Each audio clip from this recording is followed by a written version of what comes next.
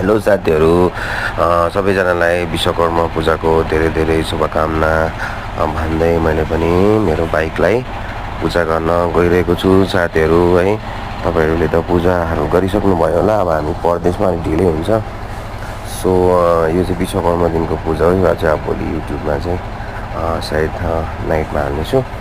So म विश्वकर्मा भगवान्लाई पूजा गर्न गइरहेको छु साथीहरू। मनबाटै होइन, सुरक्षा दिनु होला विश्वकर्मा बाबा भन्दै, र सबैमा नै सुरक्षा दिनुभएका होस् भन्न चाहन्छु। कसै चोटपटक मलाई मात्रै होइन है, समस्त जो चालक दाजुभाइहरू हुनुहुन्छ उहाँहरू पनि एकदमै, उहाँहरूको गाडीहरूले पनि कहिले पनि यसरी धोका, कहिले पनि चोटपटकहरू, कसैले ज्यान गुमाउनु नपरोस् भन्दै पूजा मैले पनि गर्न थालेँ साथीहरू होइन। परदेशमा हो, अब मालासाला हुनुपर्ने, अब माला चाहिँ छैन। अब टिकाहरू अनि धुप बालेर मैले भगवान्लाई, विश्वकर्मा बाबालाई चाहिँ पूजा गर्दैछु साथीहरू होइन। र विश्वकर्मा बाबाले जुन यो है हात हतियार, फलाम, यो चिजहरू एकदमै हाम्रो सुरक्षाको लागि है अहिले गएर यो युगमा है यस्तो अब इम्पोर्टेन्ट है, महत्त्वपूर्ण भएको छ।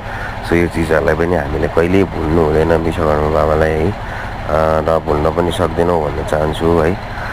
र भनेर पूजासुजा गरेर अब चाहिँ म मेरो बाइकलाई टिकाहरू पनि लगाउन गइरहेको छु। सर्भिसिङ पनि मैले हिजो गरेको विश्वकर्मा पूजा हुनु अगाडि। सो त्यो है, माया गर्नुपर्छ, गाडीलाई बुझ्नुपर्छ, र उहाँहरूले पनि अब अहिले पनि साथ दिन्छ हरेक जग्गामा होइन। जो भने त्यही नै हुन्छ है, अब सँगसँगै हुन्छ। र यति सालमा एक बार चाहिँ यो मिसिनेरी चिज, हात हतियार, मिस्त्री दाजुभाइहरू पनि हुनुहुन्छ, उहाँहरूले पनि पूजाहरू धुमधाम नै मनाउनु भयो होला है त। मैले इन्जिनमा पनि लगाइदिँदैछु टिका हो।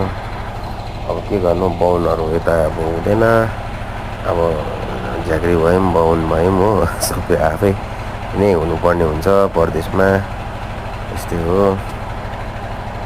हाम्रो एउटा बाइक छ, अब यसलाई पूजा गर्दैछु साथीहरू विश्वकर्मा पूजाको दिन। र सबैलाई विश्वकर्माको धेरै धेरै बधाई छ है त भन्दै यो मेरो युट्युब सर्ट भिडियोलाई यहीँ अन्त्य गर्छु। लाइक गरिदिनु होला, कमेन्ट गरिदिनु होला भन्दै तपाईँहरूसँग बिदा लिनु चाहे है त साथीहरू। भेटौँला फेरि अर्को भिडियोमा है।